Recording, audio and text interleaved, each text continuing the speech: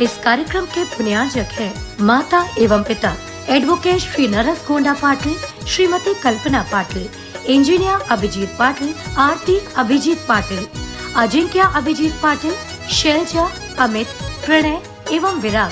पता flat number 101, Agrawal dreams, Lone colony, Miraj. Shri Suresh Kumar Ajmera, Shrimati Vinod Ajmera, New Delhi. Shri Nitin Ajmera, Shrimati Shefali Ajmera, Gaurav Ajmera, New York USA। Shri Ashish Ajmera, Shrimati Ritu Ajmera, Rahul Ajmera, Sunidhi Ajmera, New York USA।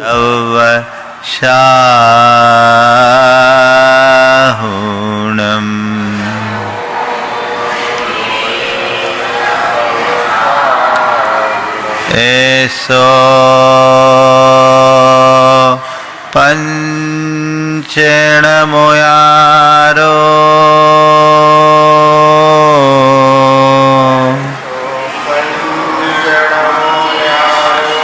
सवपावपनाशिनो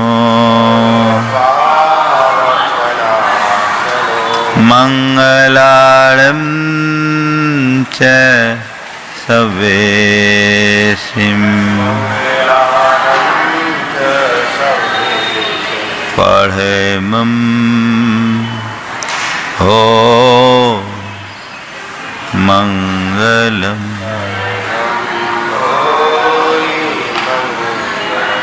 जय बोलो देवादिदेव खजरा श्री भगवान महावीर स्वामी की, अहिंसा परमो धर्म की, परम पूज आचार्य गुरुवर श्री विद्यासागर जी महाराज की।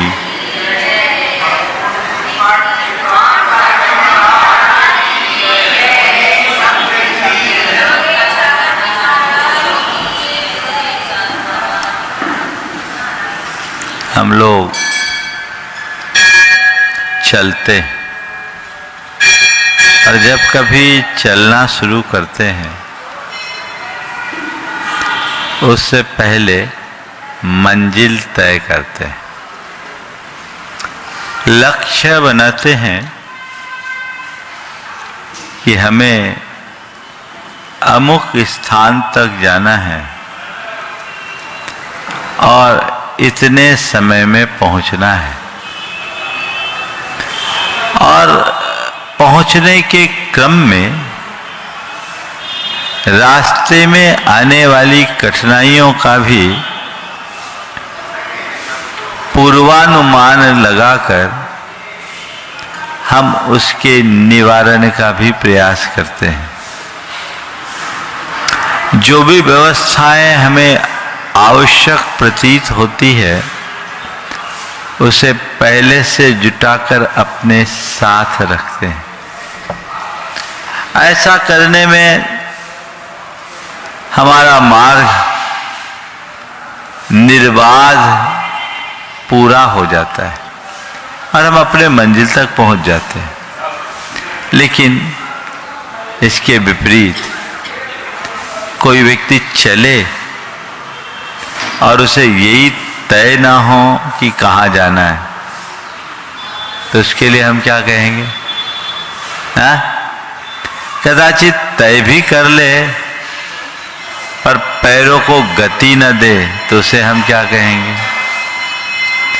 कदाचित तय भी हो जाए, गतिशील भी हो जाए, लेकिन रास्ते की कोई जानकारी ना हो और रास्ते की रुकावटों और बाधाओं के प्रति उसके अंदर कोई सावधानी और अपेक्षित तैयारी न हो तो उसका क्या होगा? कठिनाई है ना? ऐसी गलती तो आप लोग नहीं करते महाराज। हम लोग पढ़े लिखे हैं, बेवकूफ़ समझ रखा आपने। हम लोग ऐसी गलती कतई नहीं करते, न पसंद करते हैं। मैं भगवान से प्रार्थना करता हूँ आप अपने जीवन में कभी ऐसी गलती न करें और अपने जीवन के चरम लक्ष्य को प्राप्त करें। सवाल है, हमारे जीवन का लक्ष्य क्या है? चल तो रहे हो पर जाना कहाँ, ये तो बता दो भाई। कहाँ जाना है? हाँ, आचार्य कुंदकुंद ने इस विषय में हम सबको मार्गदर्शन देते हुए कहा, मग्गो मग्ग फलोत्ति द्विहम जिन शासने समखादम, मग्गो मुख हुआ वो तस् फलम होई निब्बानम। भगवान ने अपनी वाणी में दो ही बात कही, एक मार्ग की और दूसरे मार्ग के फल की। मार्ग क्या है? जो मोक्ष का उपाय है, और मार्ग का फल क्या है? मोक्ष है, निर्वाण। अब थोड़ा विचार करो, मार्ग तुम्हारे पास है तब मार्ग का फल होगा। तो मार्ग तो मंजिल से जुड़ता है, पहले मंजिल तय करो तब मार्ग हो। बातें हम लोग मोक्ष की करते हैं, तैयारी बिल्कुल नहीं दिखती। बोलो, है तैयारी? अभी अचानक ऐसा प्रस्ताव आ जाए कि इस समय एक स्पेशल वैकेंसी निकली है मोक्ष के लिए, एक सीट है और तुम्हारा नंबर है, बोलो जितेंद्र क्या करोगे? हाँ, घरवाली को फोन नहीं करोगे? हाँ,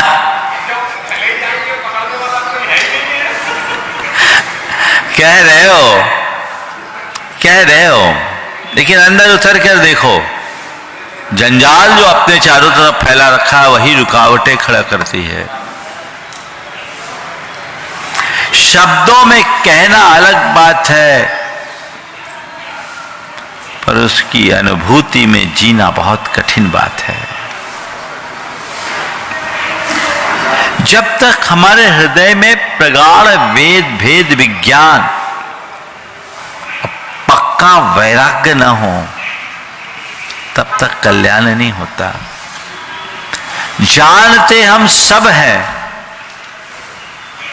पर मानते नहीं।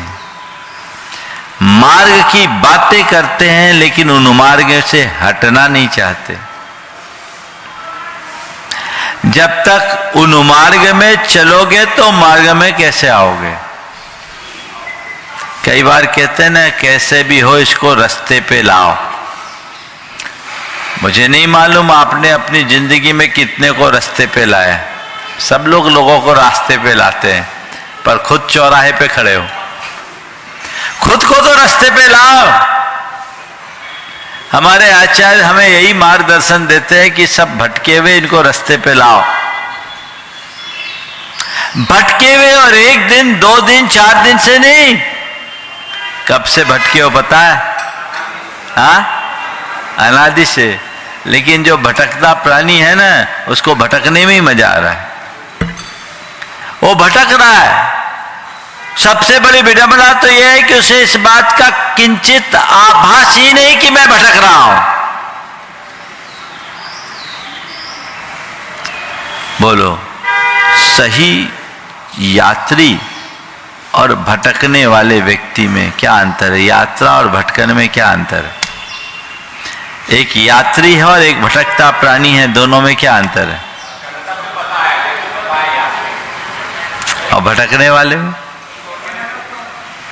अच्छा, आपका कहना है यात्री को अपनी मंजिल का पता है, पर जो भटक रहा है उसे कुछ अता पता नहीं। मैं इसे दूसरे शब्दों में कहूँगा, जो यात्री है वो हर पल यात्रा का आनंद लेता है, क्योंकि वह अपने ठिकाने जा रहा है। और जो भटकता है उसको हर पल आतुरता रहती है, क्योंकि उसका कोई ठिकाना नहीं है। तुम्हारा क्या ठिकाना? बोलो, भटक रहे हो या यात्री हो? हाँ, और कसम खाए बैठे हैं भटकते रहने का। ऐसा अभी तो भटक ही रहे हैं, अंतिम समय तक भी यही कहोगे अभी तो भटक ही रहे हैं। तो भैया कब तक भटकोगे? राह तो पकड़ो। कोई राह बताने वाला ना हो और फिर भटके तो समझ में आता है। राह बताने वाला हो उसके बाद भी भटकते रहो तो ये कहाँ की समझदारी है? अभी तो भटक ही रहे हैं। कितनी शान से बोल रहे हो। अरे भटक ही रहे, क्यों भटक रहे हो? ये तो सोचो किसने रोका, कहां बाधा है? सही राह पकड़ो, आगे बढ़ो, तभी तो ये भटकन मिट पाएगी, अन्यथा हासिल क्या होगा? तो अपनी भटकन को मिटाने के लिए हमें खुद को संकल्पित होना पड़ेगा। हमें कोई बाहरी कारण नहीं भटकाता, ये हमारे भीतर का जो मोह और ममत्व है वही हमें भटकाता है, वही हमें अटकाता है। इसलिए इस भटकन से मुक्त होना है तो अपने अंदर के मोह को खत्म करो, मोह पर विजय पाओ। मोह हमें हमारी सुध बुध नहीं होने देता, मोह हमें हमारी गलतियों का एहसास नहीं होने देता, मोह हमें सही रास्ते पर नहीं लगने देता, मोह हमें अपने स्वरूप को पहचानने नहीं देता। जब तक मोह हावी रहेगा भटकते रहोगे, मोह मिटेगा सही रास्ते पे लगोगे। तो क्या करना है? क्या करना है? मोह मिटाना है और सही रास्ते पर चलना है। कब से? एक बार हमने पूछा कब से, कहा मरने के बाद। मरने के बाद, अभी नहीं। कब तक ऐसा होगा? ये भटकाव कब मिटेगा? ये कोशिश हमारी अपनी होनी चाहिए, उसके लिए वैसा पुरुषार्थ और उद्यम होना चाहिए। बौद्धिक स्तर पर फिर भी लोग स्वीकार लेते हैं कि हम भटक रहे हैं, हार्दिक स्तर पर कहां समझ पाते हो? पढ़ लिया, सुन लिया, हम संसार में भटक रहे, वो यहां का जवाब है, ये गूगल का जवाब है। समझ गए? गूगल का जवाब तो जो तुम बोलोगे उसका उत्तर मिलेगा। आजकल तो कुछ ऐसे चीजें तैयार हो गई कि जो चाह, हाँ बहुत सारे हैं, तो जो चाहो निकल जाएगा। उससे तुम सही बोलो तो सही, गलत बोल दो गलत, वो उसी को उलट पलट करता रहेगा, क्योंकि ये काम मशीन का है। मशीन के स्तर पर यानी बुद्धि से जो होता है वो मशीनी जैसा होता है, पर हृदय से जो होता है वो चेतना से जुड़ा होता है, सचेतन होता है। अपनी चेतना को जगाओ, इसे अपने हृदय की पुकार बनाओ। इसके लिए दो चीजों की जरूरत है, ज्ञान और वैराग्य। क्या है? ज्ञान और वैराग्य। हमें भटकाने वाले दो कारक है। मोह सामान्य रूप से कहे, इसे और डिटेल करे तो विषय और कषाय। पांच इंद्रिय के विषय और कषाय हमें उलझाते हैं, उनसे बाहर नहीं आने देते। इनको खत्म करना है, कैसे करोगे? कषायों के शमन के लिए ज्ञान है और विषयों से विरक्ति के लिए, मुक्ति के लिए वैराग्य है। ज्ञान समाधान देता है, कषाय से का शमन होता है। स्वरूप बोध कषायों के शमन का सबल आधार है। देखो, अभी आप बैठे हैं, आपसे कोई व्यक्ति उल्टा सीधा बोल दे, गुस्सा करोगे क्या इस समय? क्यों? अरे महाराज बैठे हैं, मैं महाराज के इतने निकट, मैं महाराज का इतना बड़ा भक्त, महाराज का मुझ पर इतना स्नेह और कृपा बरसती है, यहाँ गुस्सा करेंगे? ये ठीक नहीं है। यहाँ गुस्सा मेरे अनुकूल नहीं है। ये क्यों आया? क्योंकि यहाँ स्वरूप का बोध है ना। दुकान में बैठे हो, ग्राहक है, उठपटांग बोल रहा है, गुस्सा करते हो क्यों? ये ग्राहक है, इससे गुस्सा करेंगे तो धंधा चौपट हो जाएगा। वो ग्राहक है और मैं दुकानदार। दुकानदार का काम है अपने आचरण और व्यवहार से ग्राहक को पटा के रखे। क्या करे? ग्राहक को पटाते ही हो ना आप। तो गुस्से में पटाते हो या मुस्कुरा के पटाते हो? तो मैं एक दुकानदार हूं, मुझे अपने व्यवहार को संयत रखना मेरी जिम्मेदारी है। स्वरूप बोध है ना। तो मैं शुद्ध चैतन्य आत्मा हूं, ज्ञाता दृष्टा स्वभाव वाला हूं। क्रोध आदि विकार है, वो मेरे स्वभाव नहीं है। ये मेरी चेतना को मलिन बनाने वाले हैं, ये मेरी छवि खराब करने वाले हैं। अपनी छवि का ख्याल रखते हो ना आप लोग। हमारी छवि खराब ना हो जाए, हमारी रेपुटेशन खराब ना हो जाए, तो ये क्रोध आदि हमारी छवि को खराब करने वाले हैं। जिस दिन ये आत्मज्ञान प्रकट हो जाएगा, कषायों का अपने आप शमन होना शुरू हो जाएगा। अंतर ज्ञान से कषाय शांत होती है। बात समझ में आ रही? तो कषायों के शमन के लिए ज्ञान और विषयों से बचने के लिए वैराग। वैराग का मतलब चीजों को छोड़ना नहीं। ठीक। वैराग का मतलब चीजों को छोड़ना नहीं। वैराग का मतलब है दृष्टि को बदल देना,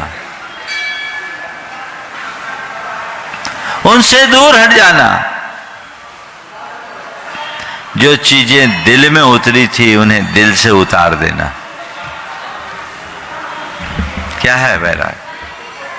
जो दिल में उतरी हुई है उसे दिल से उतार दो। एक बात बताओ, जो बातें दिल में उतरी है उसके विरुद्ध कोई कितना ही बोले कोई असर पड़ता है क्या? नहीं ना। और जो बातें दिल से उतर जाए या जो व्यक्ति दिल से उतर जाए उसकी तरफ कभी झांकने का भी मन होता है? नहीं ना। तो अभी तुम लोगों के दिल में विषय कसाय उतरे हुए है, पाप उतरा हुआ है, दिल में उतरा हुआ है, इसलिए वही अच्छा लगता है। उसके विरुद्ध कुछ बात बोल दो तो बड़ा उठपटांग लगता है। कोई त्याग याग की बात कर दो, कोई नियम संयम की बात कर दो, अरे आज महाराज ने तो बड़ा कठिन प्रवचन दिया, आज कैसे होगा, महाराज जी ने ऐसा बोल दिया वैसा बोल दिया, कैसे करेंगे? क्योंकि बातें दूसरी बिठाल रखे हो ना। जिस दिन ज्ञान के प्रताप से ये बातें तुम्हारे दिल से उतर जाएगी, चीजें सामने भी आएगी, तो उसे ग्रहण करने की इच्छा नहीं होगी। इसी अनिच्छा का नाम वैराग है। उसे जगाओ। वैराग का मतलब ये नहीं कि तुम साधु सन्यासी बनकर घर परिवार से बाहर निकल जाओ। लोक में साधु सन्यासी को वैरागी के रूप में पूजा जाता है और साधु सन्यासी वैराग से प्रेरित होते हैं। पर मैं कह रहा हूं कोई जरूरी नहीं कि साधु सन्यासी में भी वैराग हो ही। वैराग अंदर की परिणति है। वो वैरागी बन तो गया लेकिन अंदर वैराग जगे तब तो अंदर अटैचमेंट रह सकता है। और ये भी कोई जरूरी नहीं कि गृहस्थ है वो मोही हो। साधु भी मोही हो सकता है और गृहस्थ भी वैरागी बन सकता है। मजे की बात तो ये आचार्य समंत भद्र महाराज ने इस पर प्रकाश डालते हुए लिखा, गृहस्थो मोक्ष मार्गस्थो निर्मोहो नय मोहवान। अनगारी ग्रही से अनगारी अनगारो ग्रही से आन, सागारो मोहिने मुनि। तो वह गृहस्थ उस अनगार से, मोही मुनि से सागार गृहस्थ अच्छा है। समझ गए? गृहस्थो मोक्ष मार्गस्थो निर्मोहो नये मोहवान। अनगारो गही से आन, सागारो मोहिने मुनि। निर्मोहो मोहिने मुनि कि एक गृहस्थ अच्छा है मोही मुनि से, और मोही मुनि एक बैरागी गृहस्थ से नीचा है। बहुत गहरी बात है। तो वैराग अंदर की चीज है, इसे जगाइए और अपने मार्ग को पकड़ने का भाव प्रकट कीजिए। नहीं, अब मुझे दिशा बदलनी है। अभी तक दृष्टि नहीं मिली थी, मैं भटक रहा था, चलेगा। दृष्टि पा जाने के बाद भी दिशा ना बदलो तो क्या होगा? बोलो। तुम लोगों को दृष्टि मिली कि नहीं मिली ये बताओ?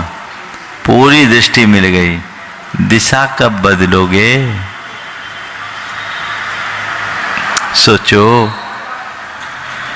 अजर अमर बनकर आए हो क्या? महाराज हमने तो आप लोगों की मुख से सुना है कि हम अजर अमर हैं, बनने की क्या जरूरत है?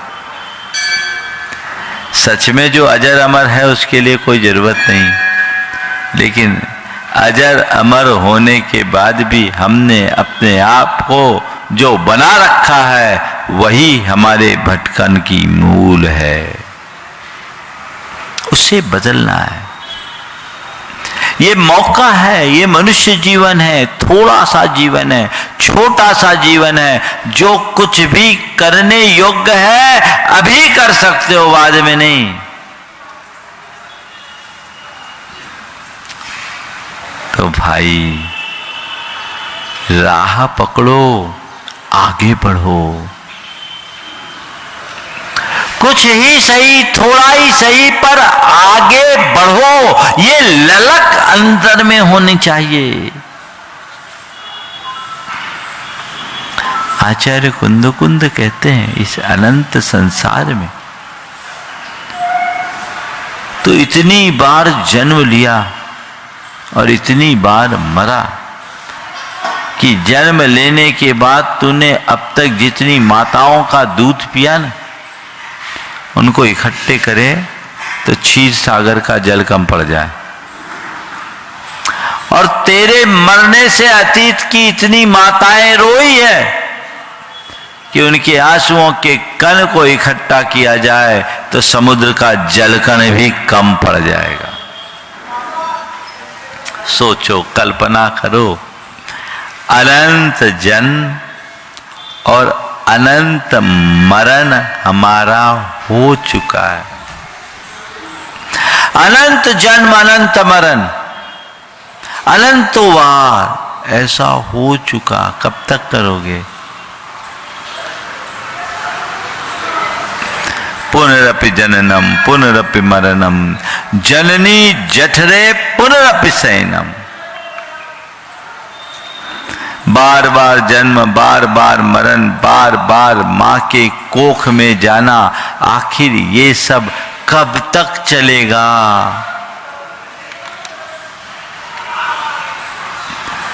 ये जीवन भी देखो, अंगम गलितम पलितम मुंडम दशन विहीनम जातम तुंडम वृद्धो याति गृहीत्वा दंडम तदपि न मुंचति आशा पिंडम। अंगम गलितम, शरीर छीन हो गया। पलितम मुंडम, सिर सफाचट हो गए या सफेद हो गए। दसन विहीनम जातम टुंडम, मुंह से बत्ती सी बाहर आ गए। वृद्धो याति गृहीत्वा दंडम, अब शरीर इतना कमजोर हो गया कि बिना लाठी लिए चल नहीं पा रहे। तदपि न मुंचति आशा पिंडम, शरीर के छीन होने पर भी आसक्ति घटती नहीं बल्कि और बढ़ती जाती है। यही तो संसार है। और जब तक ऐसा चक्र चलता रहेगा, ये संसार बढ़ता रहेगा। तो अब एक लक्ष्य बनाओ सही राह पकड़ने की। मार्ग होगा तभी मार्ग का फल होगा। मोक्ष चाहिए। एक बार एक ने कहा, महाराज जी आप मुनि क्यों बने? मैंने कहा क्यों पूछ रहा है? बोले मोक्ष के लिए मुनि बनते, आज तो मोक्ष है ही नहीं, आप मुनि क्यों बने? मैंने कहा किसने कहा मोक्ष के लिए मुनि बनते, मुझे तो मोक्ष चाहिए ही नहीं। मोक्ष नहीं चाहिए तो मुनि क्यों बने? मैंने कहा मोक्ष नहीं चाहिए, मुझे मोक्ष मार्ग चाहिए। आज मोक्ष मार्ग है इसलिए मैं मुनि बना। और जो मोक्ष मार्ग को पकड़ लेगा वो मंजिल तक जरूर पहुंचेगा। क्यों? मोक्ष मार्ग की ये विशेषता है। एक है हाईवे जिसमें बहुत घुमाव है, मोड़ है, उसमें आदमी भटक सकता है। लेकिन एक रेलवे के ट्रैक है जो सीधी चलती, वहां कहीं भटकाव नहीं, वहां कोई टर्निंग नहीं, सीधे जाना है ना। बस उसमें गाड़ी ट्रेन लेट हो सकती है, भटकती नहीं। मोक्ष मार्ग तुम्हारे हाईवे जैसा नहीं, मोक्ष मार्ग रेलवे का ट्रैक है। इसमें गाड़ी कदाचित लेट हो जाए चलेगी, लेकिन जब तक गाड़ी पटरी पर है भटक नहीं सकती, अटक नहीं सकती। ये इसकी विशेषता है। तो मार्ग तो पकड़ लो, चलो, चाहे दुरंतो राजधानी की स्पीड में हो या शटल की स्पीड में, है ना। शटल पैसेंजर चलती है, आजकल नहीं चलती, चलती नहीं, वो तो चलेगी, सब जगह चलेगी। कोई भी हो बैठो तो।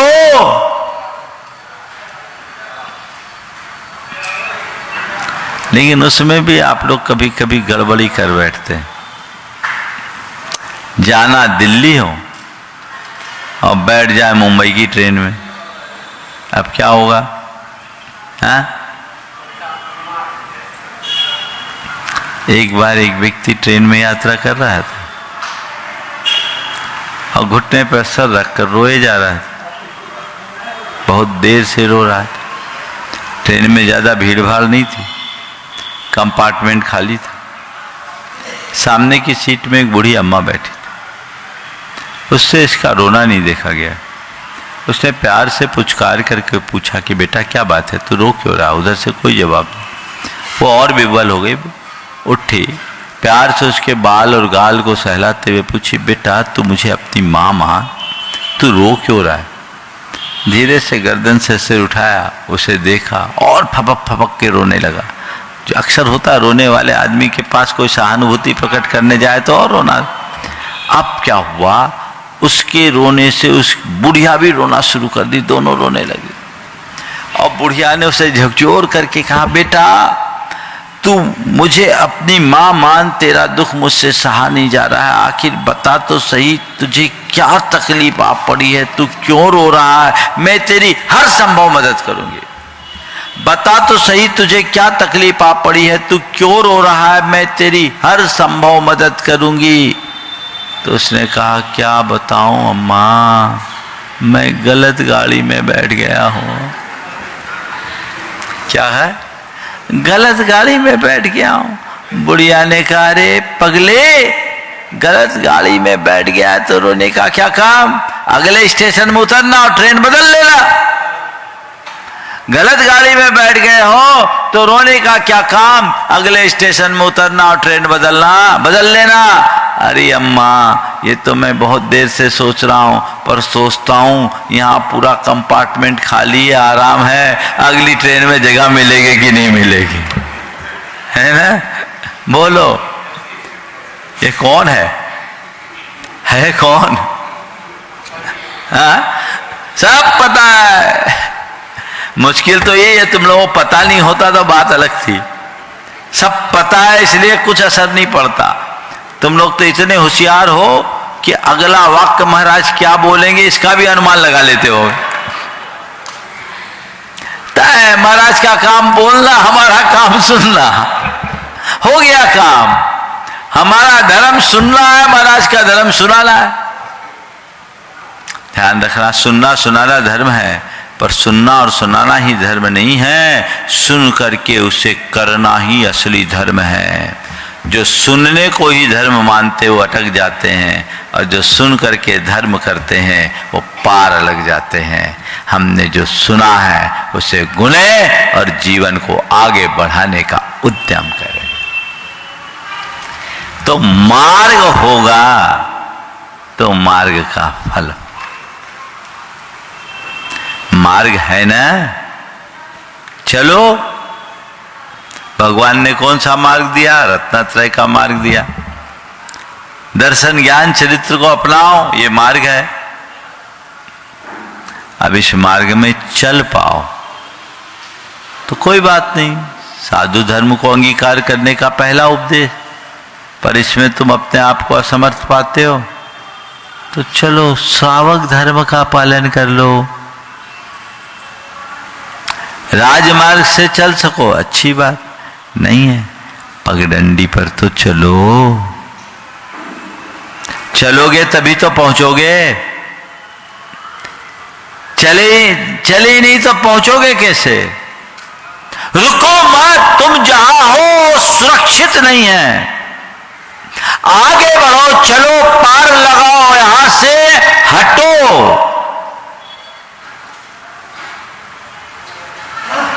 बोलो कहीं कोई भटक जाए और खतरनाक एरिया में पहुंचे और उसे मालूम पड़ जाए ये एरिया बहुत खतरनाक है, तो क्या करेगा? इंतजार करेगा कोई गाड़ी आए, कोई सुविधा आए तब मैं जाऊं। क्या करेगा? जो रास्ता मिल जाए पकड़कर पहले तो यहां से हटो। यही प्रायोरिटी है ना। क्यों? उसे वहां का खतरा दिख रहा है। तुम लोग आज भी वहीं डटे हो, हट नहीं रहे, क्योंकि तुम्हें खतरा नहीं दिख रहा है।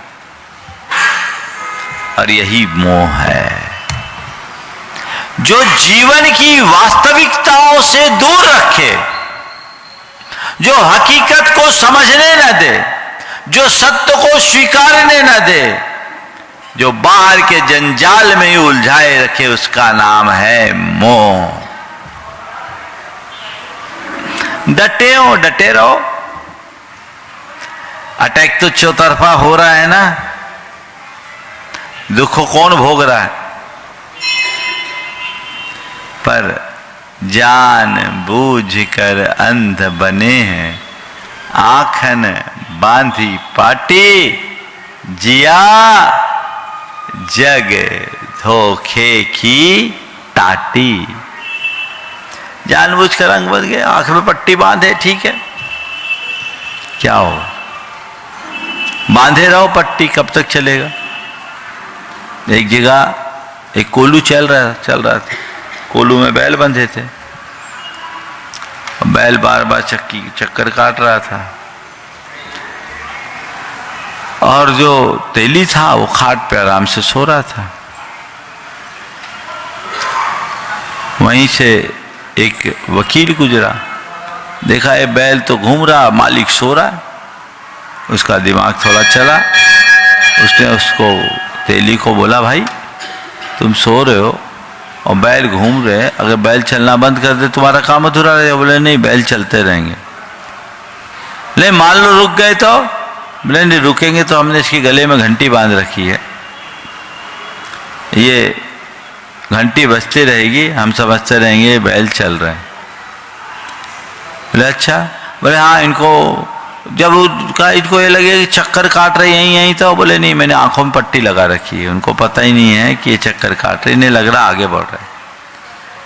ठीक है, घंटी बजने से आपको पता लगेगा, लेकिन ये तो ऐसा भी हो सकता है कि बैल एक ही जगह खड़े हो जाए और अपनी गर्दन हिलाते रहे, तो घंटी बजते रहेगी। उसने कहा बाबूजी हमारा बैल बैल है, वकील नहीं जो इतना दिमाग चलाया है। इतना दिमाग नहीं चलाएगा, वो बैल है, वो अपनी ड्यूटी पूरी कर रहा है ना। तुम लोग भी, मैं बैल बोलूंगा तो बुरा लगेगा, वकील ही हो जो अपनी बात को किसी न किसी तरीके से जस्टिफाई करने में लगे हो और अपना ही अहित कर रहे हो। अपने इस बाहरी पक्ष को संवार रहे हो और जो भीतरी तत्व है, जो असल मालिक है, उसकी उपेक्षा हो रही, उसे पहचानो। तो मग्गो मोक्ष उवाओ, मोक्ष का उपाय है मार्ग, इसे अंगीकार करे, भूमिकानुसार कुछ भी हो, थोड़ा भी हो चले, आखिर थोड़ा भी हो चले, पर चले, रुके नहीं, ठहरे नहीं, आगे बढ़े। गृहस्थ मार्ग भी छोटा नहीं है, बहुत है ना। 12 व्रतों को अंगीकार करो, हीनादिक रूप में ही सही करो, तो आत्मज्ञान के साथ आत्मा की श्रद्धा पूर्वक सम्यक चरित्र के क्षेत्र में रखा गया हर एक कदम हमारे मोक्ष मार्ग को पुष्ट करता है। भगवान ने जो तुम्हें गृहस्थ धर्म का उपदेश दिया उसका अनुपालन करो। 3 प्रकार के श्रावक बताए, दास, पाक्षिक, नैष्ठिक और साधक। पाक्षिक वो है जो जिनेंद्र भगवान के पक्ष को ग्रहण कर जैन कुलाचार का दृढ़ता से पालन करता है और सच्चे देव शास्त्र गुरु के प्रति समर्पित रहता है। बोलो, अपने अंदर को टटोलो, जैन कुलाचार का अक्षर से पालन हो रहा है या नहीं? अधिकतर गोल होंगे, गए पहली क्लास से ही बाहर हो गए। कम से कम मध्य मांस मधु का प्रतिज्ञा पूर्वक त्याग, रात्रि भोजन का प्रतिज्ञा पूर्वक त्याग, देव पूजा या देव दर्शन इन्हें जरूर करे, अपने जीवन का नियमित अंश बनाए। अभक्ष और अमर्यादित कार्यों से बचे, अनैतिक कृत्यों से बचे। ये कुलाचार का बड़ा स्थूल रूप है। इतना पालन तो करो, पर अब तो दिन में खाने वाले ही नहीं मिलते, है ना। रात्रि भोजन के त्यागी भी कहते हैं हमारी बाहर की छूट है, तो घर में तो जो है सो है, बाहर वो रात में ही खाएंगे। अभी एक भाई ने बोला, वो एक शादी में गया, जैन की शादी में, और दिन में गया तो वहाँ थाली नहीं लगी थी। बोले क्यों? बोले खाने वाले नहीं। 2 4 10 बोले हमारे जैसे बेवकूफ बन के आ गए। हाँ, हो रहा है। कहाँ जा रहे हैं हम? सब शांत से कुलाचारों के प्रति प्रतिबद्धता रखो। हिंसा अहिंसा का विवेक, भक्षा भक्ष का विवेक जगाइए। राग रंग में उलझ करके उलझे ही रहोगे, सुलझ नहीं पाओगे। पाक्षिक श्रावक हो तब तो नैष्ठिक होगा, फिर 1 से 11 प्रतिमाएं। आने वाले दिनों में अगर सुविधा रही तो आगे बात करूंगा। फिर है साधक जो संलेखना पूर्वक अपने शरीर का अंत करता है। तो अपने जीवन को मोक्ष मार्ग के अनुकूल बनाने की कोशिश करना है। वो हमारे ध्यान में आ जाए, काया पलट है।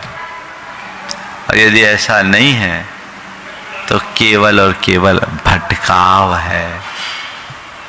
इस भटकाव से अपने आप को मुक्त कीजिए। जब मोक्ष की बात होगी, अभी तो मोक्ष मार्ग पर मुझे स्थिर रहना है। और थोड़ा नीचे आ जाऊं, मैं मोक्ष मार्ग पर चलूं तो चलूं, ठीक है। जब तक नहीं चल पा रहा, कम से कम मोक्ष मार्ग को अपना आदर्श मानकर मोक्ष मार्गियों के पीछे चलूं। पर वो वही हाल होगा कि हंस के चोंच में लकड़ी और उसको कछुआ पकड़ करके उड़ेगा। जैन धर्म में गाय की पूंछ पकड़कर स्वर्ग जाने की कोई व्यवस्था नहीं।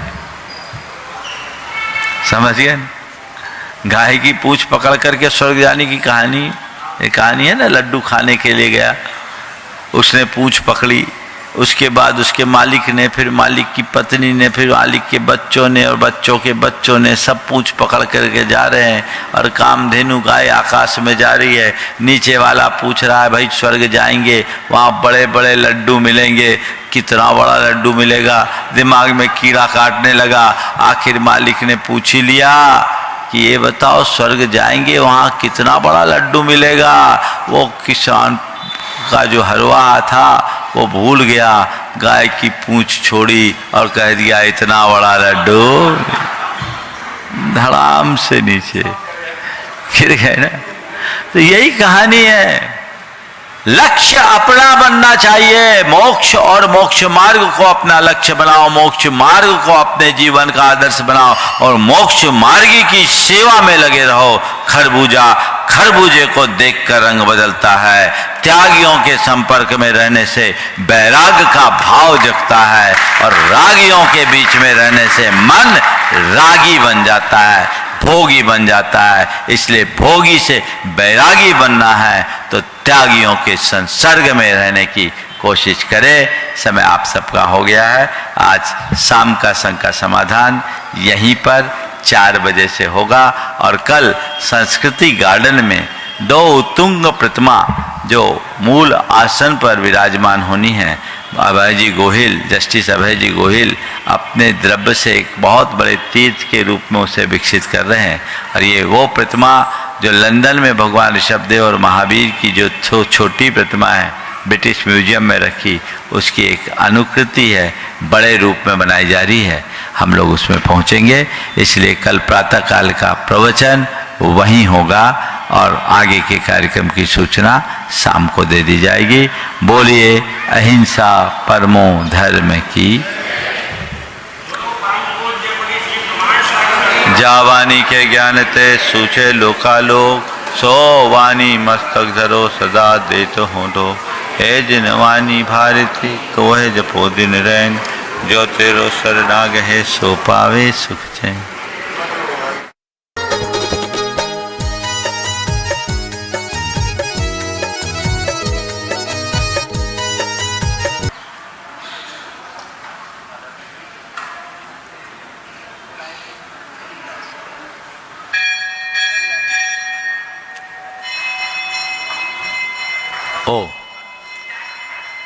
सभी लोग अपने दोनों हाथ जोड़ लें और मेरे साथ महामंत्र के स्मरण के लिए अपना मानस तैयार करें।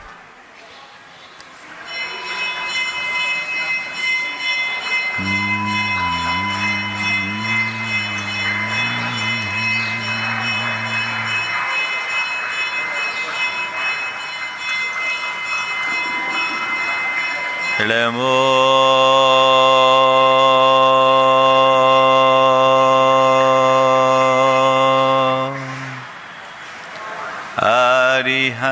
ताणम्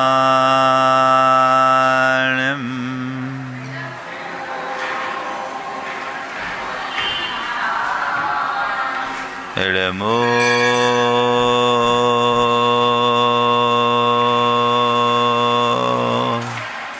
सिद्धाणम्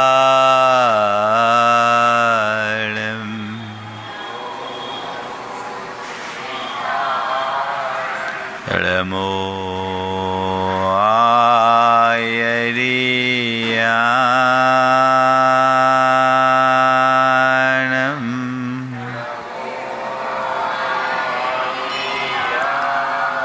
इडमो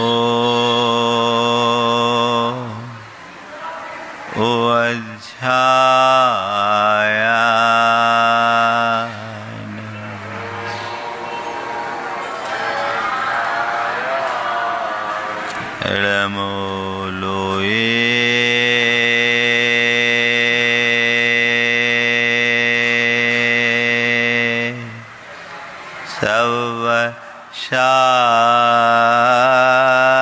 सवशाहुणम्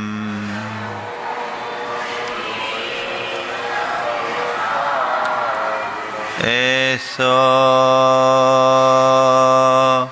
पंचणमुयारो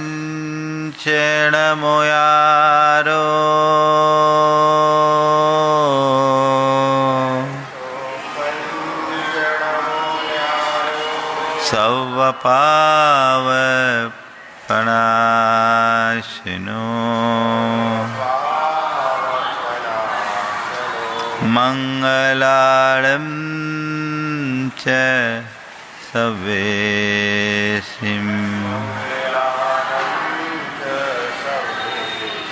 पढ़ेमं हो मंगलम।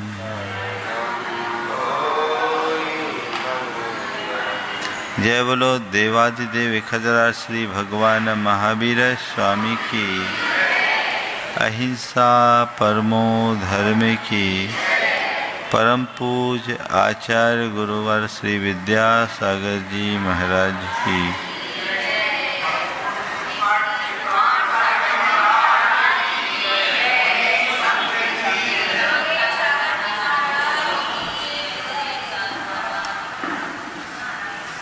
हम लोग चलते और जब कभी चलना शुरू करते हैं उससे पहले मंजिल तय करते हैं, लक्ष्य बनाते हैं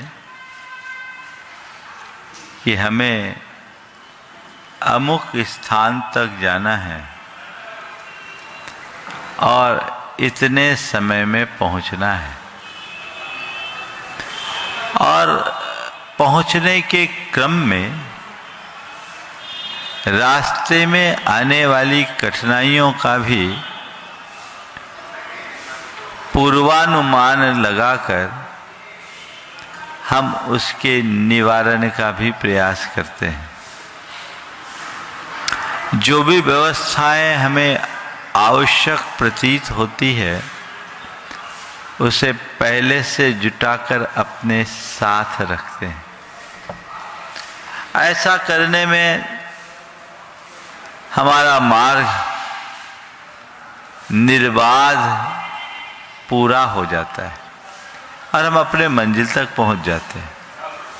लेकिन इसके विपरीत कोई व्यक्ति चले और उसे यही तय ना हो कि कहाँ जाना है, तो उसके लिए हम क्या कहेंगे?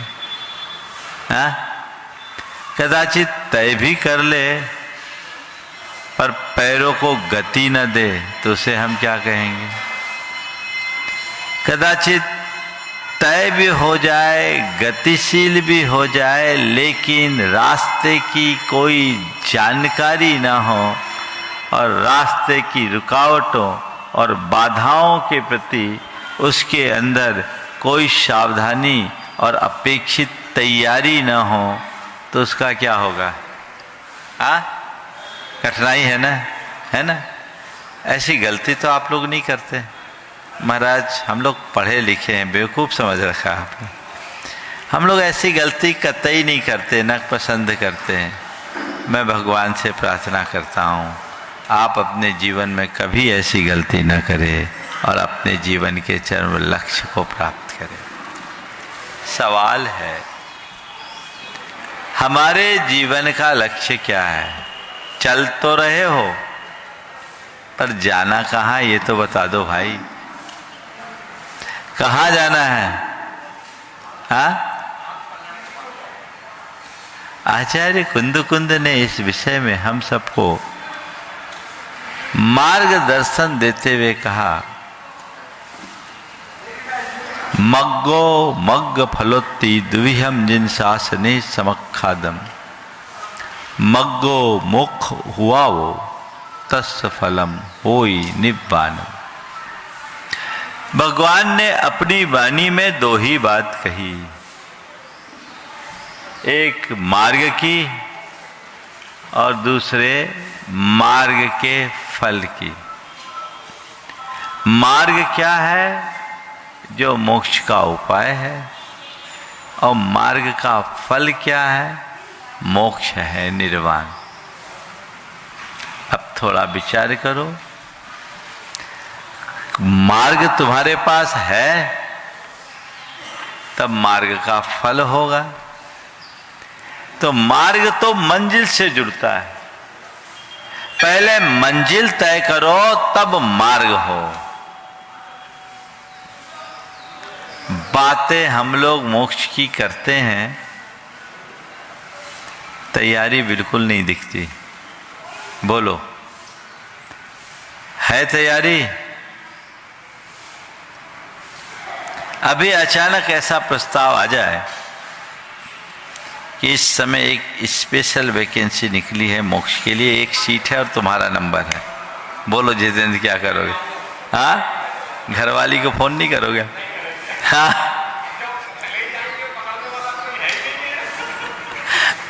कह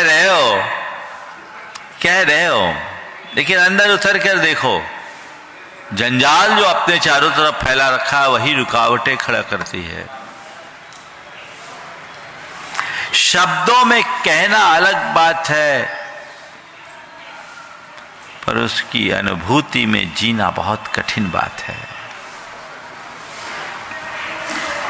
जब तक हमारे हृदय में प्रगाढ़ वेद भेद विज्ञान पक्का वैराग्य न हो तब तक कल्याण नहीं होता। जानते हम सब हैं पर मानते नहीं। मार्ग की बातें करते हैं लेकिन उन मार्ग से हटना नहीं चाहते। जब तक उन मार्ग में चलोगे तो मार्ग में कैसे आओगे? कई बार कहते हैं ना, कैसे भी हो इसको रास्ते पे लाओ।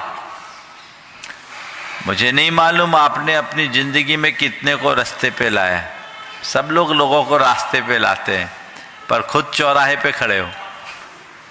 खुद को तो रास्ते पे लाओ। हमारे आचार्य हमें यही मार्गदर्शन देते हैं कि सब भटके हुए इनको रास्ते पे लाओ। भटके हुए और एक दिन, 2 दिन, 4 दिन से नहीं, कब से भटके हो पता है? हाँ, अनादि से। लेकिन जो भटकता प्राणी है ना, उसको भटकने में ही मजा आ रहा है। वो भटक रहा है।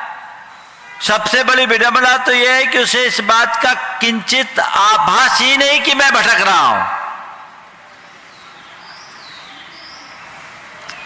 बोलो, सही यात्री और भटकने वाले व्यक्ति में क्या अंतर है? यात्रा और भटकने में क्या अंतर है? एक यात्री है और एक भटकता प्राणी है, दोनों में क्या अंतर है? और भटकने वाले में?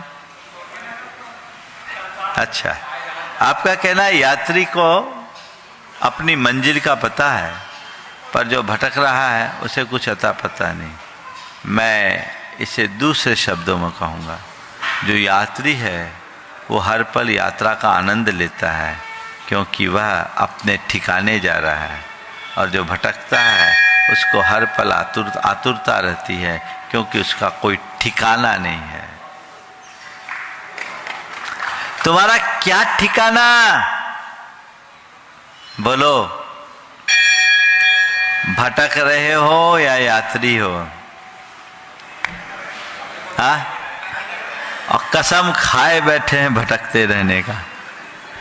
ऐसा अभी तो भटक ही रहे हैं, अंतिम समय तक भी यही कहोगे अभी तो भटक ही रहे हैं, तो भैया कब तक भटकोगे? राह तो पकड़ो।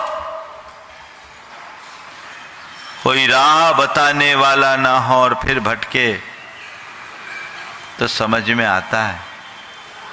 राह बताने वाला हो उसके बाद भी भटकते रहो तो ये कहाँ की समझदारी है? अभी तो भटक ही रहे हैं। कितनी शान से बोल रहे हो। अरे भटक ही रहे, क्यों भटक रहे हो? ये तो सोचो किसने रोका,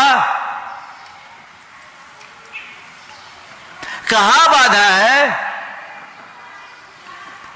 सही राह पकड़ो, आगे बढ़ो, तभी तो ये भटकन मिट पाएगी, अन्यथा हासिल क्या होगा? तो अपनी भटकन को मिटाने के लिए हमें खुद को संकल्पित होना पड़ेगा। हमें कोई बाहरी कारण नहीं भटकाता, ये हमारे भीतर का जो मोह और ममत्व है वही हमें भटकाता है, वही हमें अटकाता है। इसलिए इस भटकन से मुक्त होना है तो अपने अंदर के मोह को खत्म करो, मोह पर विजय पाओ। मोह हमें हमारी सुध बुध नहीं होने देता, मोह हमें हमारी गलतियों का एहसास नहीं होने देता, मोह हमें सही रास्ते पर नहीं लगने देता, मोह हमें अपने स्वरूप को पहचानने नहीं देता। जब तक मोह हावी रहेगा भटकते रहोगे, मोह मिटेगा सही रास्ते पे लगोगे। तो क्या करना है? क्या करना है? मोह मिटाना है और सही रास्ते पर चलना है। कब से? एक बार हमने पूछा कब से, कहा मरने के बाद। मरने के बाद, अभी नहीं। कब तक ऐसा होगा? ये भटकाव कब मिटेगा? ये कोशिश हमारी अपनी होनी चाहिए, उसके लिए वैसा पुरुषार्थ और उद्यम होना चाहिए। बौद्धिक स्तर पर फिर भी लोग स्वीकार लेते हैं कि हम भटक रहे हैं, हार्दिक स्तर पर कहां समझ पाते हो? पढ़ लिया, सुन लिया, हम संसार में भटक रहे हैं, वो यहां का जवाब है, ये गूगल का जवाब है। समझ गए? गूगल का जवाब तो जो तुम बोलोगे उसका उत्तर मिलेगा। आजकल तो कुछ ऐसे चीजें तैयार हो गई कि जो चाह, हाँ बहुत सारे हैं, तो जो चाहो निकल जाएगा। उससे तुम सही बोलो तो सही, गलत बोल दो गलत, वो उसी को उलट पलट करता रहेगा, क्योंकि ये काम मशीन का है। मशीन के स्तर पर यानी बुद्धि से जो होता है वो मशीनी जैसा होता है, पर हृदय से जो होता है वो चेतना से जुड़ा होता है, सचेतन होता है। अपनी चेतना को जगाओ, इसे अपने हृदय की पुकार बनाओ। इसके लिए दो चीजों की जरूरत है, ज्ञान और वैराग्य। क्या है? ज्ञान और वैराग्य। हमें भटकाने वाले दो कारक हैं। मोह सामान्य रूप से कहें, इसे और डिटेल करें तो विषय और कषाय। पांच इंद्रिय के विषय और कषाय हमें उलझाते हैं, उनसे बाहर नहीं आने देते। इनको खत्म करना है। कैसे करोगे? कषायों के शमन के लिए ज्ञान है और विषयों से विरक्ति के लिए, मुक्ति के लिए वैराग्य है। ज्ञान समाधान देता है, कषाय से का शमन होता है। स्वरूप बोध कषायों के शमन का सबल आधार है।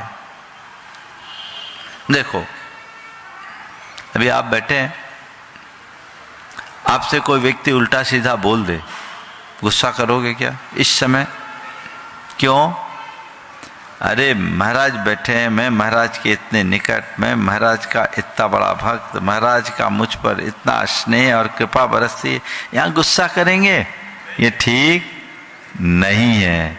यहाँ गुस्सा मेरे अनुकूल नहीं है। ये क्यों आया? क्योंकि यहाँ स्वरूप का बोध है ना? दुकान में बैठे हो, ग्राहक है, उठपटांग बोल रहा है, गुस्सा करते हो? क्यों? ये ग्राहक है, इससे गुस्सा करेंगे तो धंधा चौपट हो जाएगा। वो ग्राहक है और मैं दुकानदार। दुकानदार का काम है अपने आचरण और व्यवहार से ग्राहक को पटा के रखे। क्या करे? ग्राहक को पटाते ही हो ना आप। तो गुस्से में पटाते हो या मुस्कुरा के पटाते हो? तो मैं एक दुकानदार हूं, मुझे अपने व्यवहार को संयत रखना मेरी जिम्मेदारी है। स्वरूप बोध है ना? तो मैं शुद्ध चैतन्य आत्मा हूं, ज्ञाता दृष्टा स्वभाव वाला हूं। क्रोध आदि विकार है, वो मेरे स्वभाव नहीं है। ये मेरी चेतना को मलिन बनाने वाले हैं, ये मेरी छवि खराब करने वाले हैं। अपनी छवि का ख्याल रखते हो ना आप लोग? हमारी छवि खराब ना हो जाए, हमारी रेपुटेशन खराब ना हो जाए, तो ये क्रोध आदि हमारी छवि को खराब करने वाले हैं।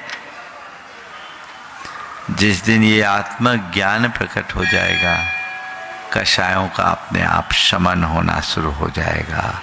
अंतर ज्ञान से कषाय शांत होती है। बात समझ में आ रही? तो कषायों के शमन के लिए ज्ञान और विषयों से बचने के लिए वैराग्य। वैराग्य का मतलब चीजों को छोड़ना नहीं। ठीक, वैराग्य का मतलब चीजों को छोड़ना नहीं। वैराग्य का मतलब है दृष्टि को बदल देना, उनसे दूर हट जाना। जो चीजें दिल में उतरी थी उन्हें दिल से उतार देना। क्या है वैराग्य? जो दिल में उतरी हुई है उसे दिल से उतार दो। एक बात बताओ, जो बातें दिल में उतरी है उसके विरुद्ध कोई कितना ही बोले कोई असर पड़ता है क्या? नहीं ना।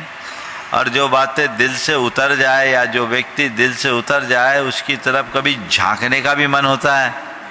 हाँ, नहीं ना।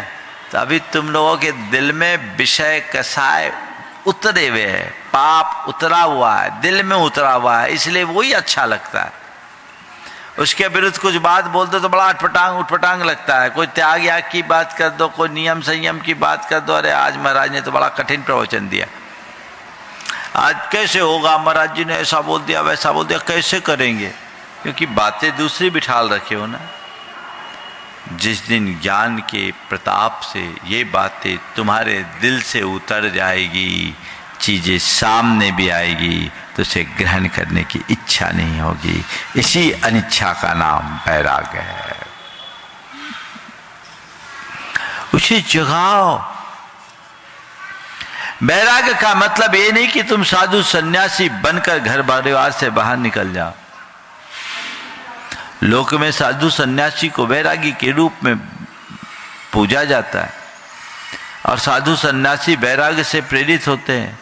पर मैं कह रहा हूं कोई जरूरी नहीं कि साधु सन्यासी में भी वैराग हो ही। वैराग अंदर की परिणति है। वो वैरागी बन तो गया, लेकिन अंदर वैराग जगे तब तो अंदर अटैचमेंट रह सकता है। और ये भी कोई जरूरी नहीं कि गृहस्थ है वो मोही हो। साधु भी मोही हो सकता है और गृहस्थ भी वैरागी बन सकता है। मजे की बात तो ये आचार्य समंत भद्र महाराज ने इस पर प्रकाश डालते हुए लिखा, गृहस्थो मोक्ष मार्गस्थो निर्मोहो नय मोहवान। अनगारी ग्रही से अनगारो ग्रही से आन, सागारो मोहिने मुनि। तो वह गृहस्थ उस अनगार से, मोही मुनि से सागार गृहस्थ अच्छा है। समझ गए? गृहस्थो मोक्ष मार्गस्थो निर्मोहो नये मोहवान। अनगारो गही सेयान सागारो मोहिने मुनि। निर्मोहो मोहिने मुनि कि एक गृहस्थ अच्छा है मोही मुनि से, और मोही मुनि एक बैरागी गृहस्थ से नीचा है। बहुत गहरी बात है। तो वैराग अंदर की चीज है, इसे जगाइए और अपने मार्ग को पकड़ने का भाव प्रकट कीजिए। नहीं, अब मुझे दिशा बदलनी है।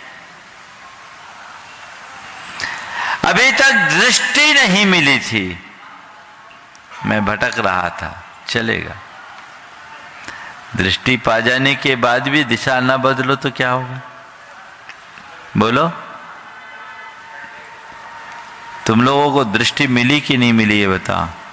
पूरी दृष्टि मिल गई, दिशा कब बदलोगे? सोचो। अजर अमर बनकर आए हो क्या?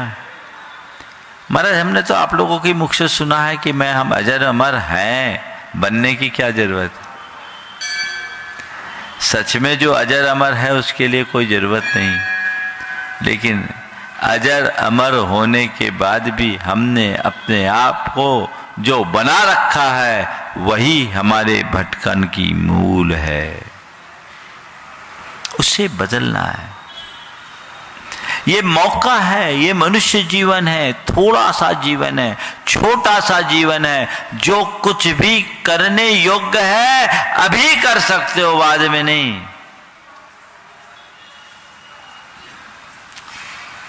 तो भाई राह पकड़ो, आगे बढ़ो।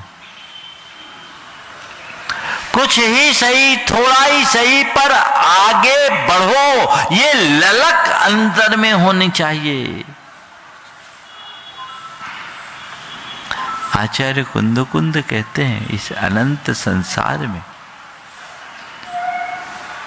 तो इतनी बार जन्म लिया और इतनी बार मरा कि जन्म लेने के बाद तूने अब तक जितनी माताओं का दूध पिया ना, उनको इकट्ठे करे तो क्षीर सागर का जल कम पड़ जाए। और तेरे मरने से अतीत की इतनी माताएं रोई है कि उनके आंसुओं के कण को इकट्ठा किया जाए तो समुद्र का जलकण भी कम पड़ जाएगा। सोचो, कल्पना करो, अनंत जन्म और अनंत मरण हमारा हो चुका है। अनंत जन्म, अनंत मरण, अनंत बार ऐसा हो चुका। कब तक करोगे? पुनरपि जननम पुनरपि मरणम जननी जठरे पुनरपि शयनम। बार बार जन्म, बार बार मरण, बार बार माँ के कोख में जाना, आखिर ये सब कब तक चलेगा?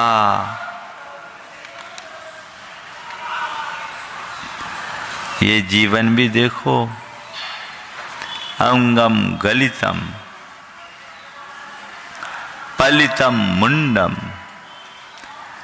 दशन विहीनम जातम तुंडम वृद्धो याति गृहीत्वा दंडम तदपि न मुंचति आशा पिंडम। अंगम गलितम, शरीर छीन हो गया। पलितम मुंडम, सिर सफाचट हो गए या सफेद हो गए। दसन विहीनम जातम टुंडम, मुंह से बत्ती सी बाहर आ गए। वृद्धो याति गृहीत्वा दंडम, अब शरीर इतना कमजोर हो गया कि बिना लाठी लिए चल नहीं पा रहे। तदपि न मुंचति आशा पिंडम, शरीर के छीन होने पर भी आसक्ति घटती नहीं बल्कि और बढ़ती जाती है। यही तो संसार है। और जब तक ऐसा चक्र चलता रहेगा, ये संसार बढ़ता रहेगा। तो अब एक लक्ष्य बनाओ, सही राह पकड़ने की। मार्ग होगा तभी मार्ग का फल होगा। मोक्ष चाहिए। एक बार एक ने कहा, महाराज जी आप मुनि क्यों बने? मैंने कहा क्यों पूछ रहा है? बोले मोक्ष के लिए मुनि बनते, आज तो मोक्ष है ही नहीं, आप मुनि क्यों बने? मैंने कहा किसने कहा मोक्ष के लिए मुनि बनते? मुझे तो मोक्ष चाहिए ही नहीं। मोक्ष नहीं चाहिए तो मुनि क्यों बने? मैंने कहा मोक्ष नहीं चाहिए, मुझे मोक्ष मार्ग चाहिए। आज मोक्ष मार्ग है इसलिए मैं मुनि बना। और जो मोक्ष मार्ग को पकड़ लेगा वो मंजिल तक जरूर पहुंचेगा। क्यों? मोक्ष मार्ग की ये विशेषता है। एक है हाईवे जिसमें बहुत घुमाव है, मोड़ है, उसमें आदमी भटक सकता है। लेकिन एक रेलवे के ट्रैक है जो सीधी चलती, वहाँ कहीं भटकाव नहीं, वहाँ कोई टर्निंग नहीं, सीधे जाना है ना। बस उसमें गाड़ी ट्रेन लेट हो सकती है, भटकती नहीं। मोक्ष मार्ग तुम्हारे हाईवे जैसा नहीं, मोक्ष मार्ग रेलवे का ट्रैक है। इसमें गाड़ी कदाचित लेट हो जाए चलेगी, लेकिन जब तक गाड़ी पटरी पर है भटक नहीं सकती, अटक नहीं सकती। ये इसकी विशेषता है। तो मार्ग तो पकड़ लो। इस कार्यक्रम के पुण्यार्जक थे माता एवं पिता एडवोकेट श्री नरस गोंडा पाटिल, श्रीमती कल्पना पाटिल, इंजीनियर अभिजीत पाटिल, आरती अभिजीत पाटिल, अजिंक्य अभिजीत पाटिल, शैलजा, अमित, प्रणय एवं विराग।